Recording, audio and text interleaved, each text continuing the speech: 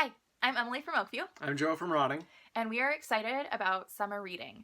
So it's still going on. We're still doing the summer reading challenge for adults. Well, all ages, really. Yeah. But we have some specific recommendations from the adult challenges that we're going to recommend to you. You got it. So first we have Based on a Fairy Tale. What book did you pick? I cheated. The book is The Bear by Andrew Krivak. It is itself not based on a fairy tale, but is a fable or fairy tale on its own. And in the book, the main character and her father go to explore a world that's been reclaimed by nature. And he illustrates and tells her fables about the world around her so she can learn how to get by on her own. Due to circumstances, later on in the book, she will meet a bear who will do the same thing for her. I read this book in about 2.5 hours. Outside one night. I strongly recommend it for a summer read. If you're camping somewhere out in the woods, that's the best way. It's such a lyrical book about nature. We have it available on RB Digital or in print. Sounds good. It is good. Good. I picked a Cinderella story. It is called Princess in Theory by Alyssa Cole. It is available on Cloud Library as an ebook or an audiobook. We have copies in at the library if you want to do curbside pickup. It is about a former foster kid. Her name is Naledi. She is in grad school and working multiple jobs, so she doesn't have time for fairy tales or scam emails saying that she is betrothed to an African prince. But little does she know it's real. There is a prince. She is betrothed to him. So since she won't answer his emails, he tracks her down and they have chemistry and they get to know each other, but he doesn't tell her who he is. So that causes problems later. Yeah. So I read it because Meg Cabot endorsed it. I'm not usually a big romance person. I tend to get bored with that genre, but this one had enough of a plot that I did not get bored. I really liked Naledi's fierce independence and the character growth in it. So it's not too spicy. Safe for grandmas. Safe for grandmas. And me. Yeah. Okay. What's the book from your next category, book to movie? I cheated again.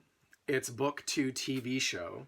I picked The Terror by Dan Simmons, which was adapted into the first season of a series on AMC. And it is a book about the Lost Franklin expedition. It's historical horror because the Franklin expedition did exist and it was lost while looking for the Northwest Passage through the Arctic back in the 1840s. And the horror element comes in. I would strongly recommend, if you do plan on reading it, to brush up on your Inuit mythology and perhaps your nautical terminology. He doesn't hold your hand when they talk about sailing and such. Know your bowsprees from your mizzen masts. I'll just say that. Okay, so you learned something. You bet. And it's available as a print book, ebook on Cloud Library, audiobook on CD, and we have the first season of the show on DVD. Awesome. Yeah. Well, I followed the rules. So I picked the book Water for Elephants by Sarah Gruen. We have the DVD of the movie at the library.